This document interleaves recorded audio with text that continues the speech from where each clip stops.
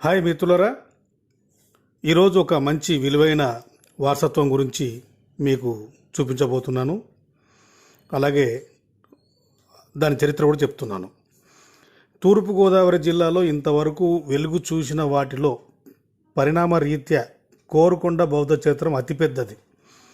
రాజమండ్రికి సుమారు 20 కిలోమీటర్ దూరంలో గల కోరుకొండ మండల కేంద్రం నుండి 3 కిలోమీటర్ దూరంలో కాపవరం గ్రామ పంచాయతీ పరిధిలో కోరుకొండ అనే పర్వతాన్ని చూడవచ్చు. ఈ పర్వతాన్ని స్థానికులు పాండవుల కొండగా పిలుస్తారు. 230 అడుగుల ఎత్తులో 65 హెక్టార్ల వైశాల్యం కలిగిన పర్వతం. ఉపరితలం 10 ఎకరాల సువిశాలమైన మైదాన ప్రాంతం. ఇక్కడే లెక్కకు మించిన బౌద్ధ కట్టడాలున్నాయి. వీటిని చూసినప్పుడు బౌద్ధ యుగంలో ఉన్నామనే భావన కలుగుతుంది. పర్వతం చుట్టూ విశాలమైన పంట పొలాలు మాత్రమే గాక తూర్పు వైపున 5 ఎకరాల స్థలంలో పెద్ద నీటి తటాకం, ఉత్తరం వైపున లక్ష్మీనరసింహస్వామి దేవాలయం అంటే దేవాలయంగా భావించే బౌద్ధ చైత్యము, పడమర వైపు మునగాల కొండలు, గోనగూడెం, జంబూపట్నం, శ్రీరంగపట్నం అనే గ్రామాలు ఉన్నాయి. దక్షిణం వైపు పర్వతముఖ ద్వారం వ్యాపించి ఉన్నది. భారత ప్రభుత్వం 1942లోనే ఈ ప్రాంతాన్ని రక్షిత ప్రాంతంగా ప్రకటించింది.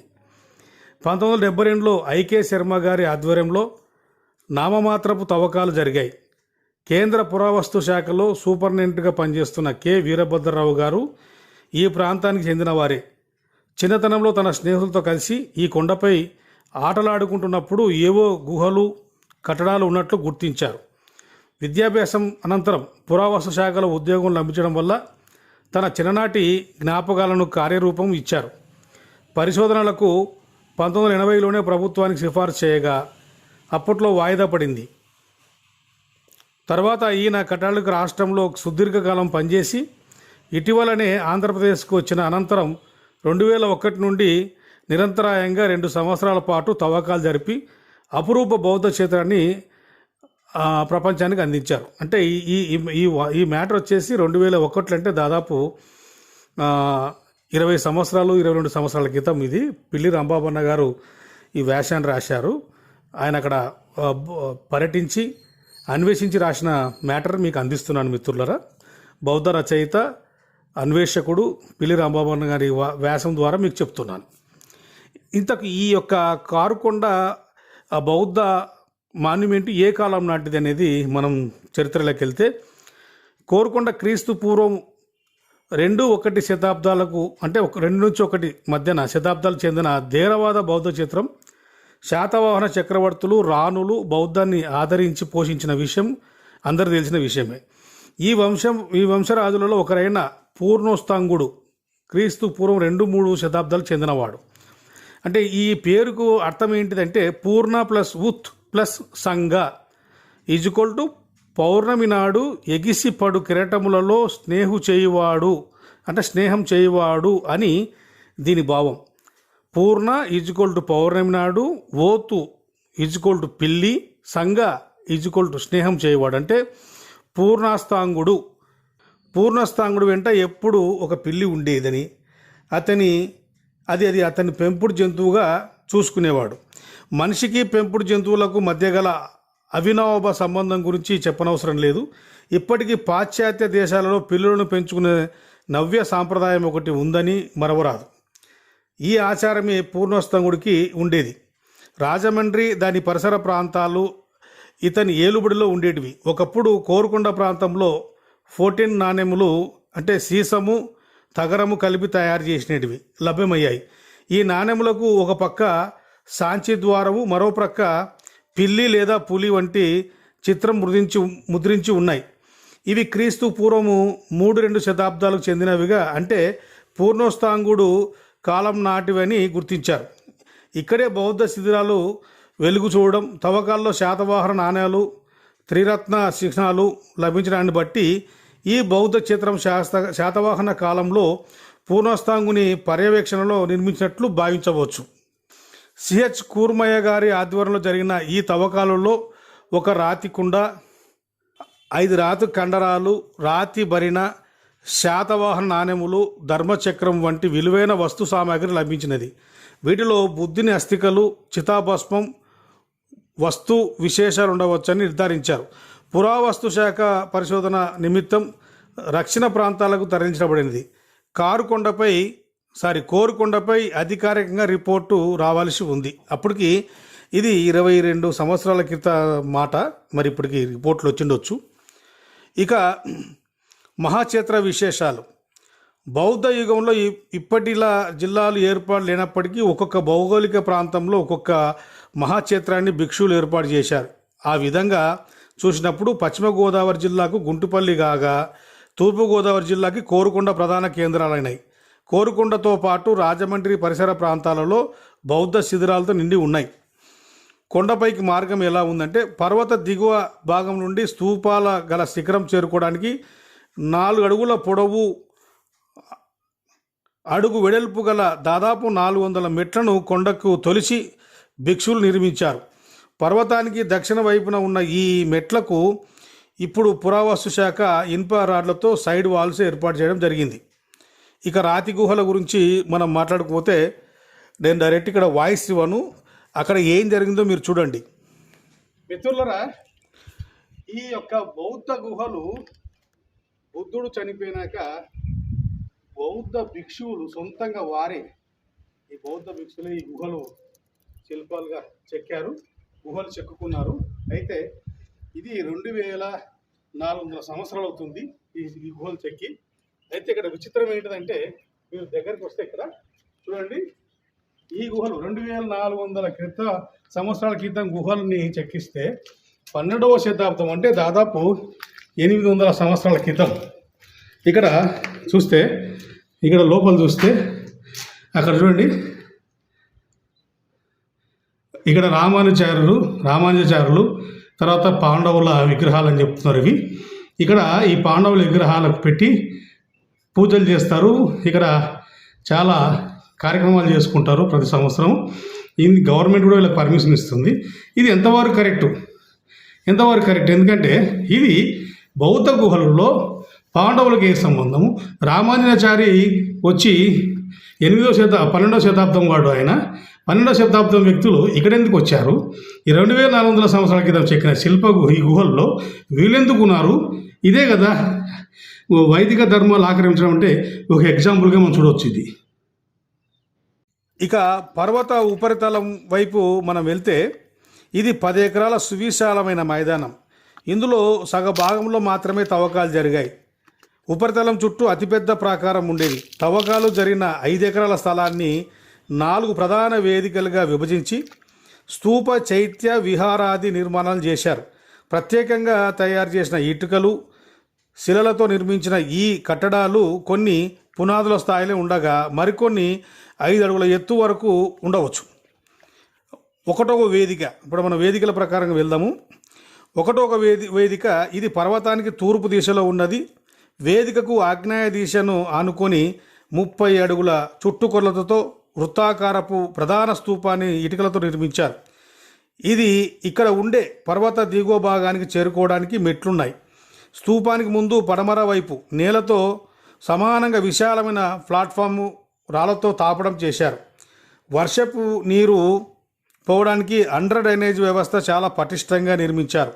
స్తూపానికి ఇరువైపులా దక్షిణ ముఖ ద్వారంతో 6x6 అడుగుల పరిణామంతో 11 గదులను, స్తూపానికి ఎదురుగా 3 గదులను, మొత్తము 25 భిక్షుని నివాస గృహాలుగా మొదటి వేదికలో ఉన్నాయి. ప్రతి గది ముఖద్వారం వద్ద అర్ధచంద్రకారపు చంద్రశిలతో పాటు గదులు ముందు 1.5 అడుగుల మందం గల గుంటలు చేసి నగిసి పెట్టిన రాళ్ళు ఉన్నాయి. వీటిపైన రాతి స్తంభాలను నిలిపి పైకప్పు వేశారు. గదిల నిర్మాణంలో చూపిన పనితనం అద్భుతం. రెండవ వేదిక గురించి మాట్లాడుకుంటే మహాస్తూపం అంటారు దీన్ని. క్షేత్రంలో అన్నిటికంటే ఎత్తుగా నిలిచిన అతిపెద్ద వేదిక ఇది. మొదటి స్తూపానికి పడమర దిశలో గల ఈ వేదికను చేరుకోవడానికి తూర్పు పడమరల వైపు 4 అడుగుల పొడవు, అడుగు వెడల్పాంటి 8 ఏసి మెట్లను సున్నప్రాయతో నిర్మించారు. చక్కటి లతలు చెక్కిన మొదటి మెట్లు అర్ధచంద్రాకారపు చంద్రశిలతో ప్రారంభమైనది. ఈ వేదికపై 5 స్తూపాలు ఉన్నాయి. ఇందులో 100 అడుగుల చుట్టుకొలత గల వృత్తాకార నిర్మాణమే మహాస్తూపం.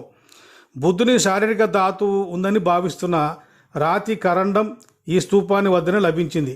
మహాస్తూపానికి చుట్టూ 4 ఉపస్తూపాలను ఒక్కొక్కటి 30 అడుగుల వ్యాసంతో నిర్మించారు. స్తూపానికి ఇరువైపులా గుర్రపు నాడాకృతి 2 చైత్యాలను 60x20 అడుగుల పరిణామంలో నిర్మించారు. ఇది చాతుర్వర్య స్తూపంగా చెప్పవచ్చు. రెండవ వేదిక దిగున వాయువ దిశలో 3 స్నానపు గదులు ఉన్నాయి. వీటిలో ఒకటి 8x5 మిగిలినవి 4x5 అడుగుల పరిణామంతో డ్రైనేజ్ వ్యవస్థతో కూడి ఉన్నాయి.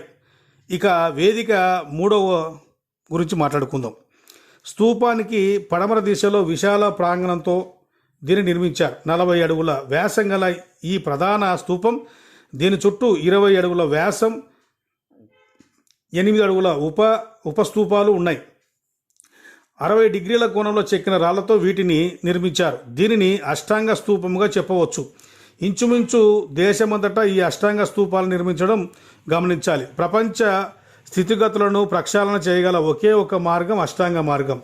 ప్రజలు ఈ మార్గాన్ని అనుసరించడం ద్వారా సకల దుర్వావస్థలు మాయమవుతాయని, అష్టాంగ మార్గాన్ని ప్రజలతో అనుసరింపచేయడానికి సంకేతంగా అష్టాంగ స్తూపాలు నెలకొల్పారు. ఇక వేదిక 4. ఈ వేదిక పడమర దిశలో 160x120 అడుగుల వైశాల్యంతో నిర్మించిన విశాల వేదిక, 60 అడుగుల వ్యాసంతో నిర్మించిన ప్రధాన స్తూపం, దీని చుట్టూ 18 అడుగుల వ్యాసంతో నిర్మించిన 10 ఉప స్తూపాలు, మరో 2 వెలికి తీయాల్సి ఉంది. స్తూపానికి ఒక వైపున 40x15 అడుగుల పరిణామంతో ఒక చైత్య హాల్ను కట్టారు. మొత్తం 4 వేదికలు ఉన్న ఈ బౌద్ధ క్షేత్రంలో 4 మహాస్తూపాలు, 24 ఉపస్తూపాలు, 3 చైత్యాలు, 25 భిక్షుని నివాసాలు, 3 స్నానపు గదులు, ప్లాట్ఫారాలు, ఇతరత్ర కట్టడాలు చూడవచ్చు. తవ్వకాలు జరపకుండా వదిలేసిన ఈ ప్రాంతంలో కట్టడాలు చిహ్నాలుగా చాలా స్పష్టంగా ఉన్నాయి.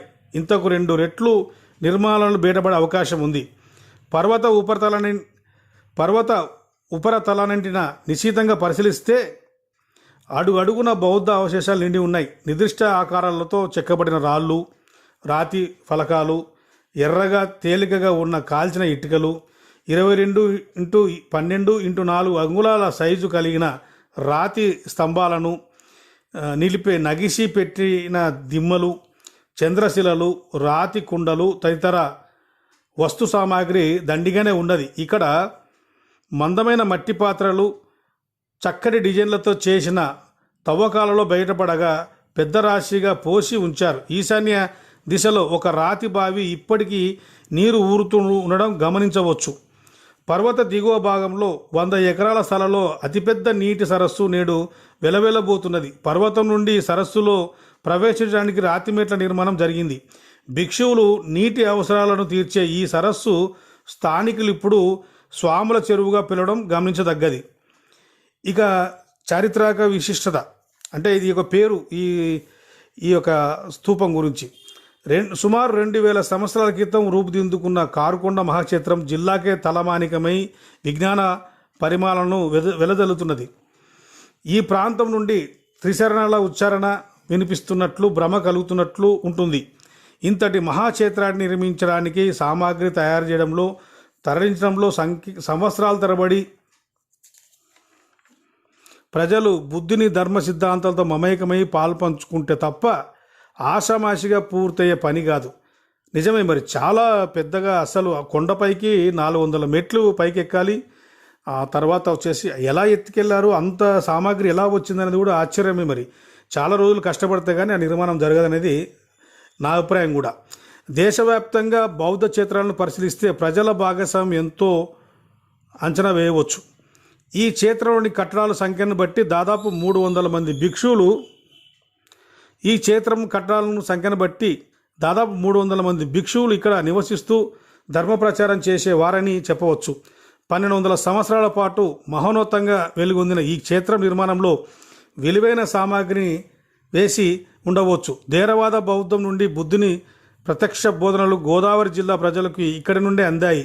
బుద్ధుని సిద్ధాంతాలకు ఆకాశమంత ఎత్తు హారతులు పట్టినందునే ఆంధ్ర అన్నపూర్ణగా తన స్థానాన్ని నింపుకుందనడంలో తప్పేం లేదు, సందేహం లేదు. ఎలా శిథిలమైనది అంటే ఈ యొక్క కోరుకొండ ఎలా ధ్వంసమైనది? తూర్పుగోదావరి జిల్లాకు ప్రసిద్ధమైన కోరుకొండ బౌద్ధ చిత్రంలో విస్తారమైన కట్టడాలన్నీ పునాది స్థాయి కేవలం 2-5 అడుగుల ఎత్తుకు మించి లేవు. విధ్వంసకారులు విరుచుకుపడితే తప్ప ఇంత నష్టం జరగదు. క్షేత్ర నిర్మాణానికి ఉపయోగించిన ఇటుకలు మాత్రమే గాక ఏకశిల స్తంభాలకు కింద ఉంచిన చెక్కుడు రాళ్ళు, చంద్రశిలలు, ఇలా రాతిని కూడా ఉపయోగించారు. ఈ సామాగ్రి ఇప్పుడు పక్కనే ఉన్న నరసింహస్వామి దేవాలయంలో ఉన్నాయి.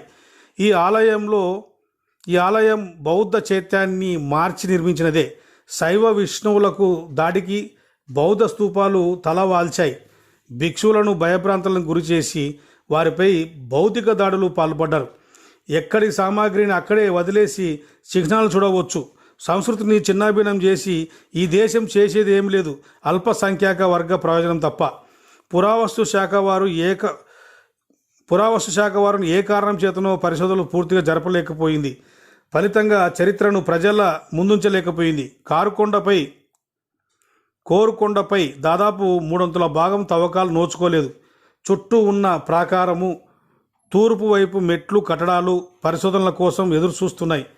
ఇదిగాక పక్కనే ఉన్న నరసింహస్వామి ఆలయంపై ఈ శాఖ దృష్టి సారించవలసి ఉంది.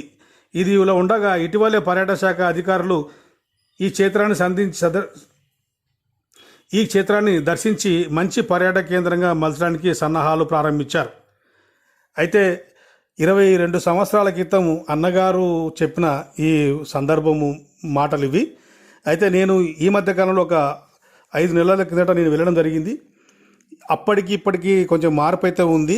పర్యాటకులకు సపరేట్గా అక్కడ పురావస్తు శాఖ ఎంప్లాయీస్ కూడా కేటాయించారు. పైన గార్డెన్ మెయింటైన్ చేస్తున్నారు, మంచిగానే శుభ్రంగానే ఉంచారు. కానీ ఇంకా అన్న చెప్పినట్టు పక్కన ఉండే టెంపుల్స్ ఇవన్నీ వీళ్ళు దృష్టి పెట్టాల్సిన అవసరం ఉంది. బౌద్ధ ఆరామాలని శైవ ఆలయాలుగా మార్చుకొని బౌద్ధాన్ని తూట్లు పొడుస్తున్న పురావస్తు శాఖ వాళ్ళు పట్టించుకుపోవడం బాధకరం. కాబట్టి రానున్న రోజుల్లో ఇంకా ఈ బౌద్ధం బలపడుతూనే ఉంది. అన్వేషకులు పెరుగుతూనే ఉన్నారు, విశ్లేషకులు పెరుగుతున్నారు, రచయితలు పెరుగుతున్నారు. కాబట్టి ప్రజల్లో కూడా చాలా మార్పు వచ్చింది. బౌద్ధం పట్ల మనం ఈ సంవత్సరం చూస్తే బుద్ధ పౌర్ణమి నాడు చాలా దేశవ్యాప్తంగా ఒక రిజల్ట్ కనపడింది. నెక్స్ట్ ఇయర్ 2025లో బుద్ధుని యొక్క పౌర్ణమి చాలా ఘనంగా జరుగుతుందని చెప్పడంలో ఆశ్చర్యపోవాల్సిన అవసరం లేదు. మార్పు మెల్లిమెల్లిగా వస్తూనే ఉంది. కాబట్టి అధికారులు ఇక జాగ్రత్త పడితేనే మంచిదని నా ఉద్దేశం.